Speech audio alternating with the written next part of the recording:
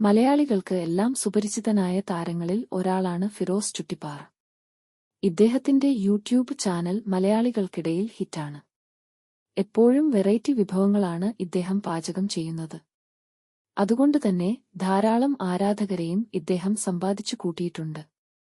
എന്നാൽ പലപ്പോഴും ഇദ്ദേഹത്തിന്റെ വീഡിയോകൾ വിവാദമായി മാറുന്നത് പതിവാണ്. അടുത്തിടെ ഒരു മെയിലിനെ കറി വെക്കാൻ പോവുകയാണ് എന്ന് ഇദ്ദേഹം അറിയിച്ചിരുന്നു. അതിനെതിരെ വലിയ രീതിയിലുള്ള വിവാദങ്ങൾ ഉണ്ടായിരുന്നു. എന്നാൽ താൻ അത് ഒരു തമാശയ്ക്ക് പറഞ്ഞതായിരുന്നു എന്നും മെയിലിനെ കറി വെക്കാൻ തനിക്ക് ഒരു പ്ലാനും ഇല്ല എന്നുമായിരുന്നു ഇദ്ദേഹം സംഭവത്തെ തുടർന്ന് ഇറങ്ങിയ വീഡിയോയിൽ പറഞ്ഞത്. എന്നാൽ ഇപ്പോൾ ഇദ്ദേഹം വലിയൊരു വിവാദത്തിൽ അകപ്പെട്ടിരിക്കുകയാണ്. വിയറ്റ്നാമിൽ സന്ദർശനം നടത്തുകയാണ് ഇപ്പോൾ ഇദ്ദേഹം.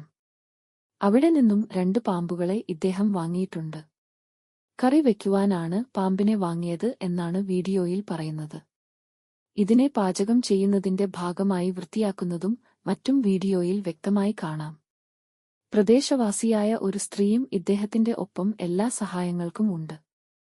എന്നാൽ വിയറ്റ്നാമിലെ തനത് ഭക്ഷണരീതികളിൽ ഒന്നാണ് പാമ്പുകളെ കറിവെച്ച് കഴിക്കുന്നത് എന്നാണ് ഫിറോസ് പറയുന്നത്.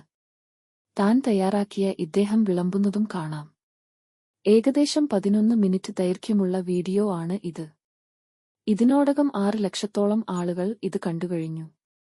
നിരവധി ആളുകൾ ഇതിനെ അനുകൂലിച്ചുകൊണ്ടും പ്രതികൂലിച്ചുകൊണ്ടും രംഗത്തെത്തുന്നുണ്ട്. മലയാളത്തിലെ പഴഞ്ചൊല്ലുകളിൽ ഒന്നാണ് ചേരയെ തിന്നുന്ന നാട്ടിൽ ചെന്നാൽ നടുക്കഷണം തന്നെ തിന്നണമെന്ന്.